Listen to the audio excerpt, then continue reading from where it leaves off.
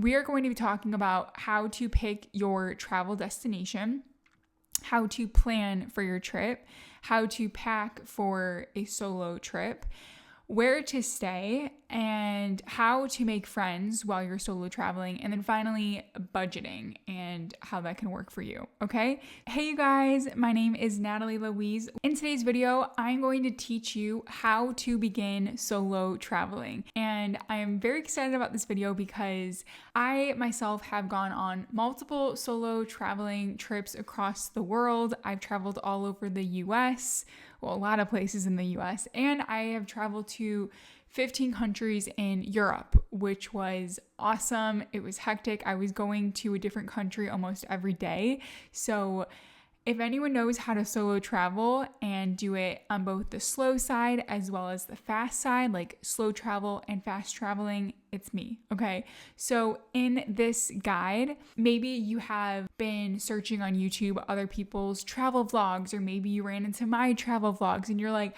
I want to do that someday. Like, I see myself planning a trip out and making this happen and going by myself to wherever you want to go. But you're sitting in front of your computer and you're like, I don't know what to do first. And maybe it's a little bit of fear that's in the way, or maybe it's a little bit of like, I don't know how to budget this, or I don't even know where to go. Well, if that is how you feel, then this video guide is going to be for you, and hopefully it really helps you out. So let's jump right into it. So first things first, where to travel. So a lot of times when you are a new traveler and you're brand new to solo traveling all by yourself, it can be really challenging to figure out what your interests are and how those tie in with different destinations. I remember when I first started solo traveling, I actually just went to places that either my friends or family went to in the past and they vacationed to and really enjoyed it and like told me stories about it. And I was like, oh my gosh, I want to go to that same place and experience the same thing. Or it was, I would go to places where my friends and family lived in the past. And so I'm like, I want to return to where they lived, and I want to see that country, I want to see that state or whatever it was. Okay.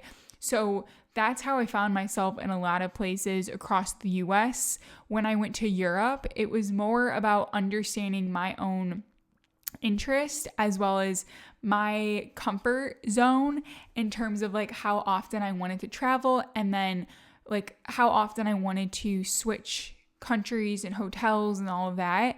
And then also what I wanted to do when I did switch to a different country and experience a whole new environment. Okay. So maybe for you, the best thing to do is just try to understand what your individual interests are. Okay. And then rank your interest. Okay. So for example, maybe you are a huge foodie and you love going to the best restaurants in different countries or a different state. Okay. Or perhaps you love going to the beach and just laying on the sand, and you don't really have to explore anything, just being on the beach is for you. Or maybe you love going to like a spa and resort type of thing, like watching beautiful sunsets and doing that. Or maybe you're into history and you're a history junkie. You want to go to the museums, like maybe Rome is for you, that sort of thing. So once you understand what your interests are, then it's kind of easier to backtrack into, okay, like Googling what's the best place to travel to if you're a foodie, or what's the best beach destination, that sort of thing. And then you can kind of backtrack like, all right, this general country or state looks interesting to me. The other thing is if you like when you go to Europe, if you go to one country, then you can be like, all right, I'm going to eat really good food in this city, and then I'm going to go over to this area and this capital or I'm going to go over to this city and then, hang out at the beach here, and then I'm going to push myself and take a class and do something over here. So it's like you can do a little bit of everything if one country offers all of those things. But if you're just going to one place, then maybe pick something that aligns with your interest, okay? Also, I think it's important to just be honest with yourself about what your preferences are and what your interests are. So don't feel pressured by Instagram or social media are like the social norms of like the places you have to go. Like if you hear everyone's going to Cabo in Mexico, it doesn't mean you have to go to Cabo. Maybe you want to get that experience in Mexico and eat the delicious food and be on the beach in Mexico, but you don't really like the touristy element where there's so many other travelers that are just like vacationing there. Like you want the authentic experience. So maybe what you do is Google like best place to go in Mexico that's similar to Cabo and then go from there. One other thing is make sure you're checking in with yourself. Like, are you going to a certain place because you're trying to get an Instagram picture and then post it and then be like, I went to that spot? Or are you choosing a destination because it's actually something that you were interested in and it's exciting to you and you're going to enjoy yourself? And then maybe you also take a picture, but it's like, it's the best of both worlds, So just, check in with yourself and see where you're at with that, because last thing you want to do is spend a ton of money on something just to get a picture or a video or whatever, or have bragging rights. And then it's like, for what? Okay. Like I remember I was in Switzerland and I signed up for a paragliding experience over the Swiss Alps, and it sounds really cool, right? And in Swiss francs to USD, I think it was like $500 in total. And then not to mention like their train system in Switzerland, it's like phenomenal. It's very efficient, but it's like very expensive. So for me to get to the destination where I jumped off the mountain to go paragliding, it was like a $600 USD experience. And I got a video of me doing it. But at the end of the day, it wasn't like I needed to do that in Switzerland and spend that much, because I went to Barcelona and like Portugal and all of these other places that also had a paragliding experience that was like $50 USD. So, and I'm converting it. Like it was all in like, euros or Swiss francs, but I did it because I wanted the bragging rights. I wanted to be able to post those things. But now I look back and I'm like, I probably didn't need to do that. So just ask yourself, like, are you trying to do something because you're trying to impress other people, or are you traveling to a place because it truly makes you happy? That's just one thing to consider. Also, if you don't know where to go, maybe ask yourself, like, are you trying to challenge yourself in terms of taking on an experience that would really enrich your life and also maybe learn a new skill? Okay. So maybe you want to hike Mount Fuji. It's like, that's challenging. The altitude is going to be, could make you sick. I'm actually going to be hiking Mount Fuji in a couple of months. I'm very excited, and I'm scared because I've never, like, that high of altitude is going to be extreme and I'm worried I might get sick, but we'll find out. It's all about pushing your limits. Like for me, I enjoy pushing my limits, and I know my limit, and I know if I don't know if I'll survive, but I do know that if I push a little bit, I will probably be okay. All right. Or maybe rock climbing. I've rock climbed Point Doom in Malibu, and that was really scary when I did it by myself, but it was a really cool experience. I probably would not do it again, but I did it once and it was cool. Or like I said, paragliding over the Swiss Alps. That's another one. So challenging yourself to do these different experiences could make for a really great solo trip adventure. If you're like, okay, where do I find these things? How do I get these ideas? I like to go onto Airbnb experiences, type in the city and the dates that I'll be there, and then there's like a ton of different experiences. You can either zoom out if you want to and then see like all of the different experiences there. A lot of times it can give you different ideas of what you want to do, and then maybe you just search like, oh, like I had no idea that like surfing was a really good idea. Like let me see if there's a surfing experience in another country. And then you kind of like, play around with what you like, what your interests are. And then you'll start to figure out like, oh, okay, I'm a beach girl that enjoys eating really good food and sometimes looking into history. And then when you find a destination that has all those things, you probably will have a really good time. So I'm just giving you ideas if you have absolutely no idea where to go. All right. Another thing is drawing from your hobbies or your interests that you already have. Okay. Sometimes those can be incorporated into your travel adventure. So for me, I love food and I love to cook. So whenever I travel places, I like to look up different cooking classes, and learn how to cook the food that is prepared within that country. So like when I was in Italy, I wanted to take this like spaghetti cooking class, and like this Italian grandma was teaching it, and it was like extremely overpriced, but I was like, this looks really cool. Long story short, I actually did not take it because I was like, this is a ripoff, and I'd rather go to a restaurant and drop like, I think it was like 180 USD for like literally a bowl of pasta from an Italian grandma. And I'm like, so like, I don't know, that wasn't the right experience for me, but I like cooking, so cooking classes would make sense. Also, I love acai bowls. So whenever I travel anywhere, I always try to find a spot that has acai, and then it just makes the adventure more fun. So think about how that would work for you, and maybe that will give you some ideas on where to travel, okay? All right, the next category we'll talk about is how to plan your trip. Okay, this is like general high level advice. I've made other videos on how to plan a solo travel trip to Europe as well, just in general. I'll link those videos down below. Anyway, I know it can feel so overwhelming to just begin the process of planning your trip because it's like, you know where you want to go. Maybe you have that in mind, but it's like, okay, what days, what budget, and it's uncomfortable to start like booking things because it's expensive and you're like, oh my gosh, I'm freaking out.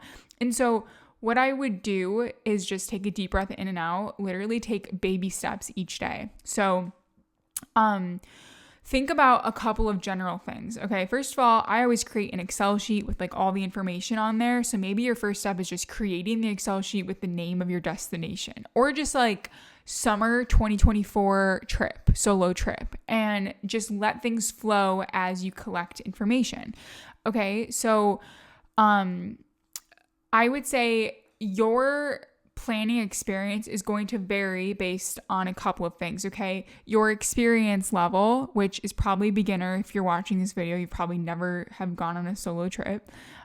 Second, your budget, so like how much you're willing to spend, how long you're going to be traveling, so the duration of your trip, and then finally, what your personal preference is, okay? So that can be for a range of things, all right? So if you are a beginner, what I would recommend for you is to plan more of your trip. Like get all of the details out there so you know when you're going to land in a certain place, what you're going to do on that first day, where you're going to eat, and basically have like not every hour, but like almost every hour planned in a way, right? So it's like, you know, the main things you're going to do each day, you know, the transportation, the time you're going to get on a train, the time you'll get off the train. Of course, things are going to go wrong. It's traveling. That happens all the time, but you generally have an idea of, okay, I know what's going to go down in this day and I feel comfortable with that. Okay.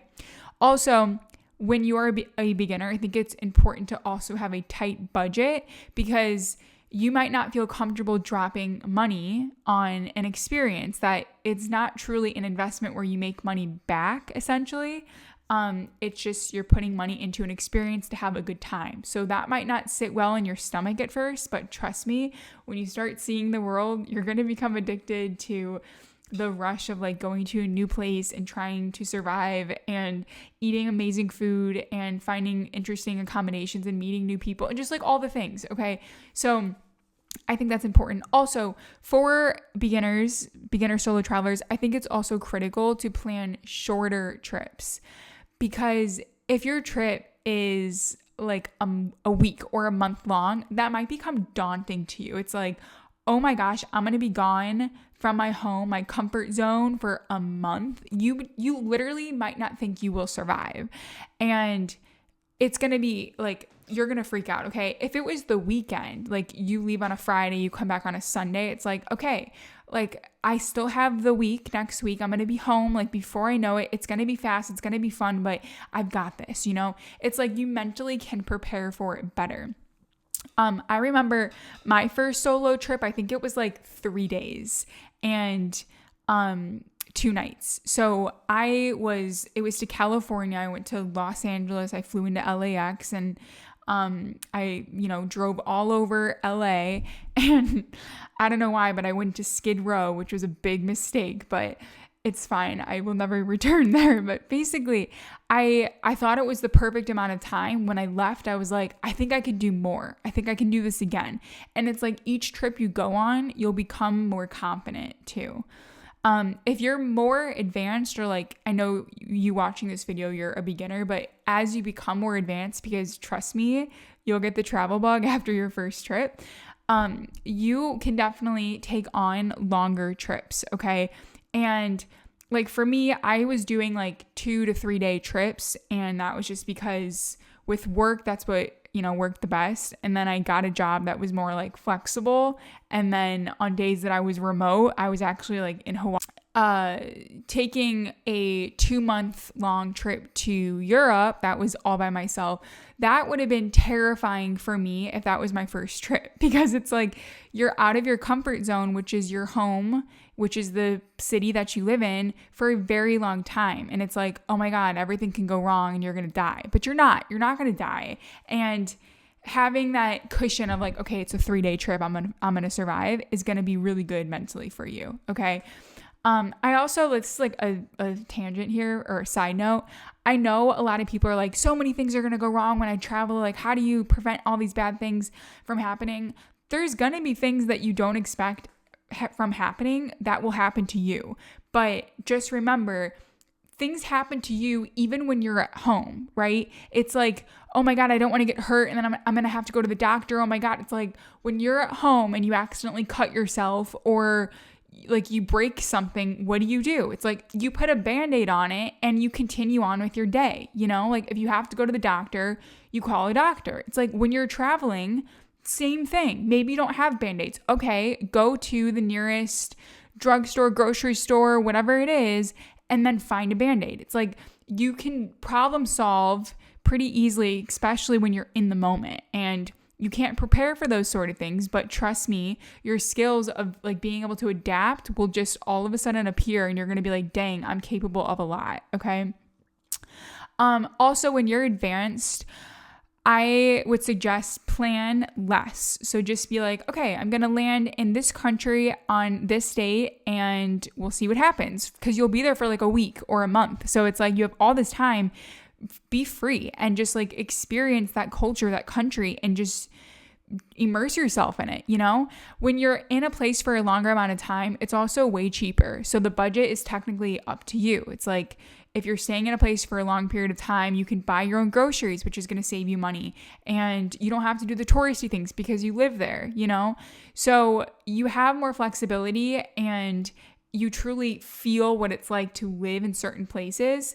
And when you're not doing touristy things, then you also get that true experience. So that's kind of like the 2 different dynamics, I would say. Oh, also, when you are a beginner solo traveler, when you plan your trip out, you are going to feel like there is less uncertainty. Okay. I think the scariest thing about solo traveling is like the fear of the unknown. And I think it's ironic because it's like the day in front of you, you don't know what's going to happen. Like anything could happen, bad things, good things, anything, right? So what's the difference between today and then today in another country, right? Like you don't know what's going to happen. So to me, it's like when you plan things out, at least you give yourself some sort of comfort knowing like, I'm going to try to do these things. We'll see what happens. But like, at least I know, right? And then also being able to adapt, because like I said, things will go wrong. And I know that's like uncomfortable to hear, but it's the truth. And things will go wrong. My grandma and papa always tell me that. That is a wonderful transferable skill that you can take into your day-to-day life, being able to adapt and also lean into that uncertainty. Okay. I know with my day-to-day life, I literally plan out what I want to try to get done, like a general bulleted list of like do this in the morning, afternoon, at night, just so I feel like it's not so uncertain, even though it is. I don't know what's going to happen. And some days it's like, my boyfriend's like, oh, do you want to go out for dinner or something? And I'm just like, okay, fine. And I drop the plans that I had to make dinner and I easily pivot. Okay. Like there's really great opportunities that can be presented to you, and having that ability to adapt is going to help you tremendously. Okay. I do think that there are a couple of benefits of planning. Okay. So the benefits of having a tight budget means that you won't be spending a lot of money, right? Because you're keeping track of what you're spending and you know what's going in the door and out the door. You're probably only spending money, so nothing's really going in, okay? Also, the benefits of planning in advance means that you are going to be very efficient with your time, okay? Of course, things will go wrong, but just remember, if you have things generally planned, you can be very, very efficient. This is incredibly important for solo short trips. Okay. So if you're in a place for like 2 days, you don't want to be like, all right, I've landed, let's see what happens. Because by the time you've like relaxed and took a nap and woke up, it's like your vacation is like 56% done. Like now you only have a little bit of time to explore and have a good time, So I do think it's important to, plan in advance if it's that short amount of time. There's a lot of benefits there. Okay. Also remember that popular destinations will require booking in advance if you want to save money and avoid any sort of disappointments that can come with having a very expensive flight. I know when I was planning and booking my Europe trip last year, I started with, and I did this all backwards, but I started with booking the accommodations first or choosing the countries I wanted to go to and then the accommodations. And to me, that was a big problem because when I went in to then get my flight, like the plane tickets, I was like, dang, this is pretty expensive. And that's when I was like, okay, I got to get the credit card points going. And I ended up spending like $26 to go from Chicago to Berlin. So credit card points are no joke. Yeah, I think I made a video on how to get a really cheap flight, so I'll link that down below. Yeah, okay.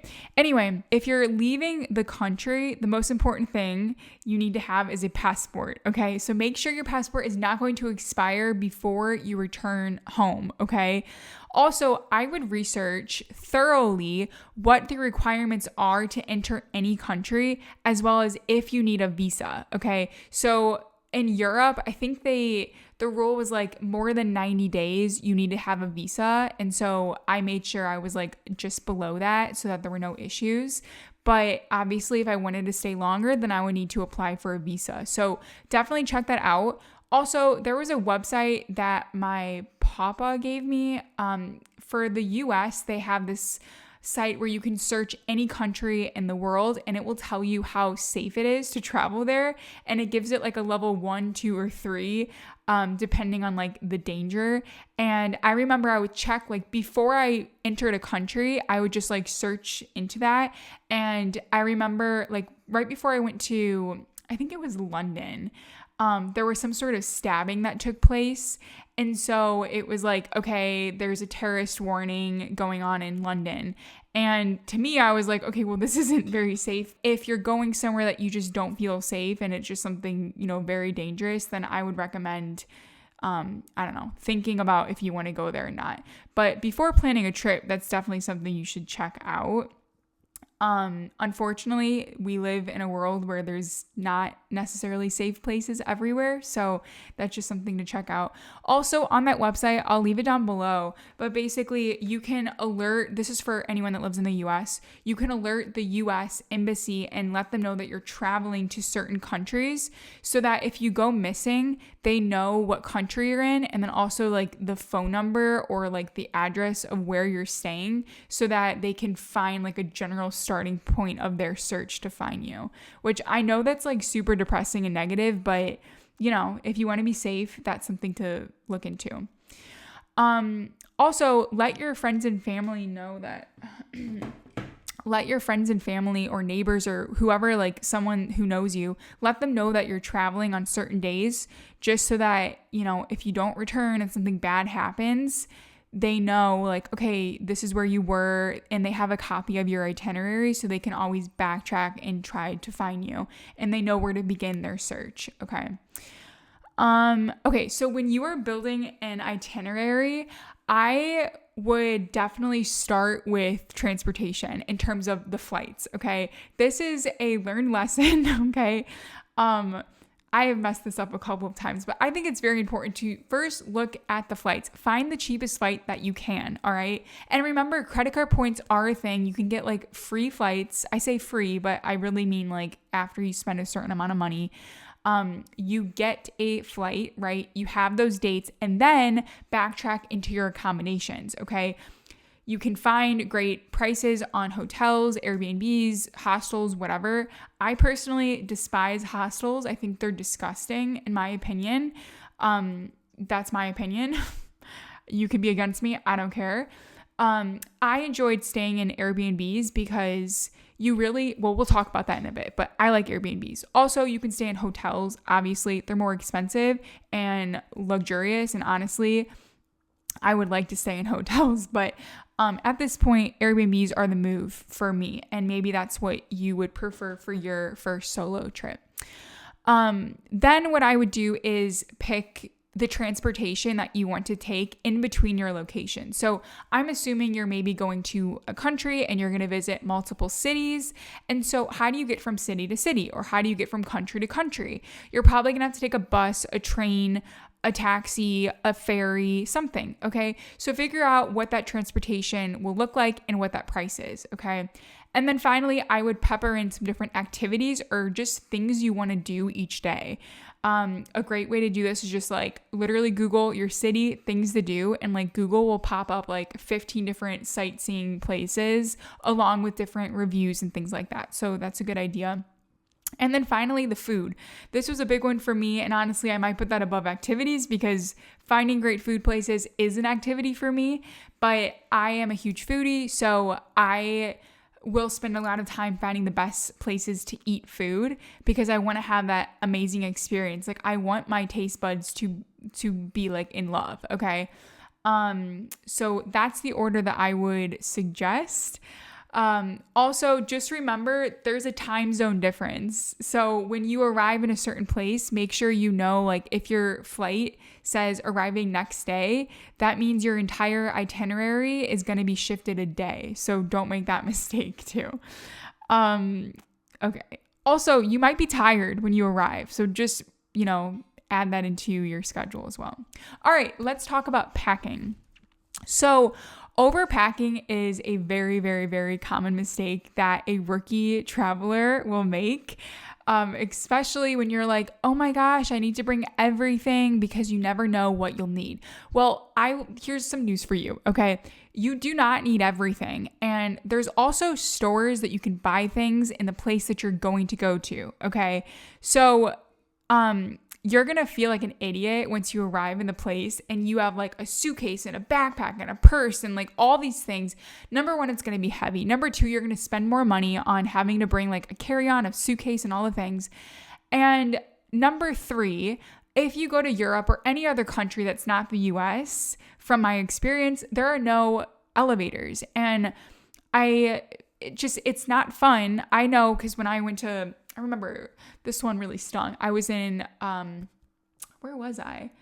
I think it was Portugal, and my Airbnb was like on the 5th floor of this building, and all I brought was a backpack, ladies and gentlemen, but I was literally sweating like crazy. My back hurt, and I was like, I can't even imagine like literally carrying a huge suitcase up those stairs and surviving. So I would recommend go getting yourself a backpack, okay? But when I went to Europe, I brought one backpack. I put everything in there, and honestly, I started throwing stuff away as I was traveling because I'm like, I'm never gonna wear this skirt again. I'm sick of this shirt, and I never bought anything new.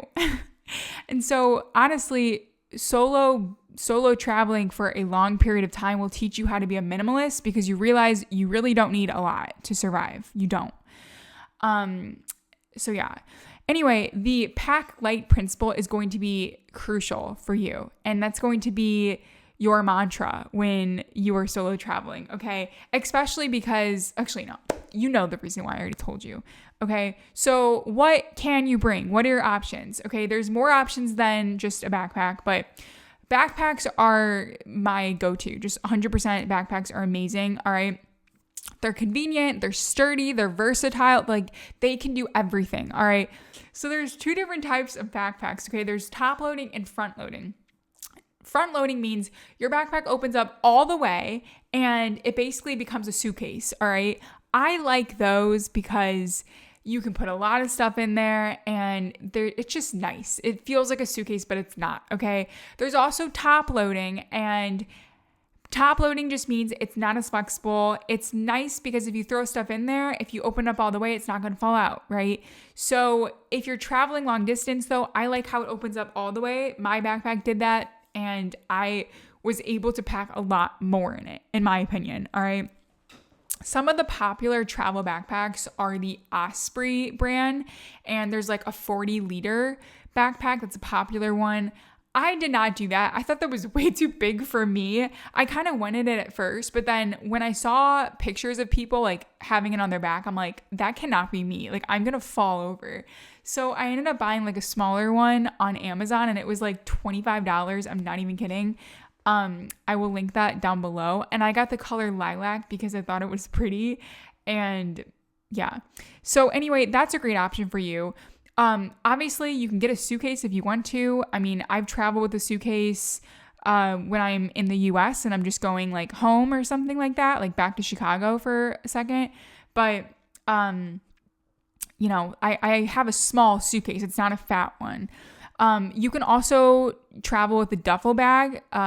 It's not really recommended though, or I don't necessarily love that because it's heavy. So, you know, your arms are going to get tired. There's also travel backpacks as well. Like I said, those really, really, really big ones, that could fit as a carry-on as well as like a suitcase. So it's a backpack that turns into a suitcase.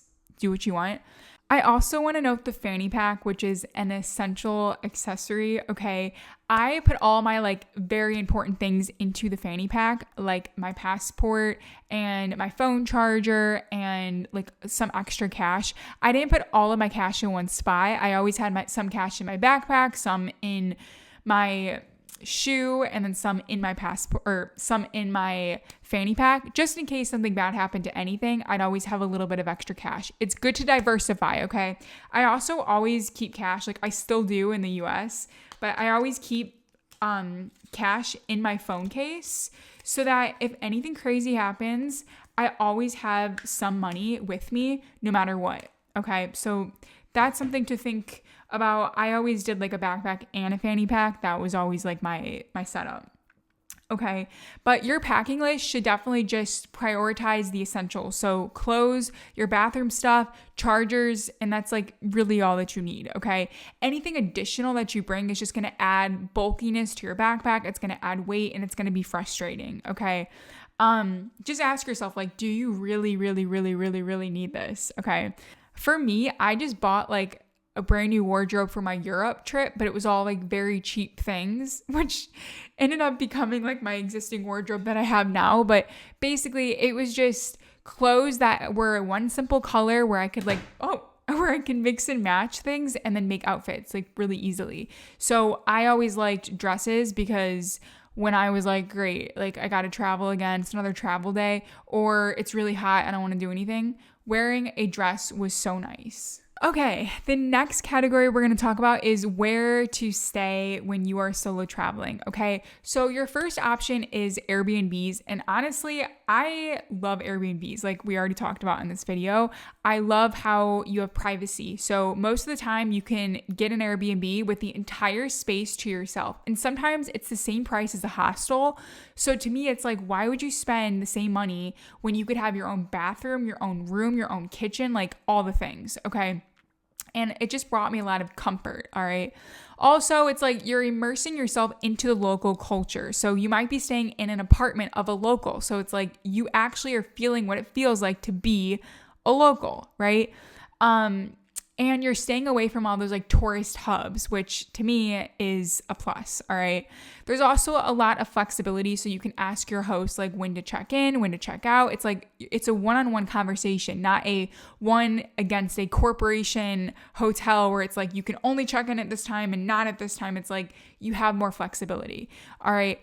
I think they're cheaper than a lot of hostels and hotels. It just depends on where you're going. You have to be somewhat flexible with the location and like what it looks like inside, but for the most part, they're very nice. Okay.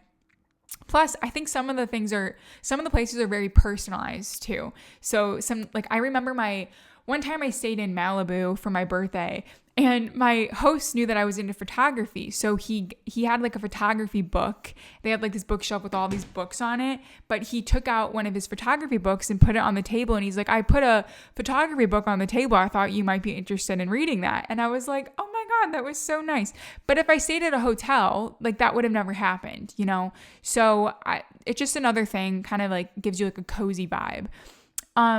You could also stay at hostels. Hostels are definitely cheap.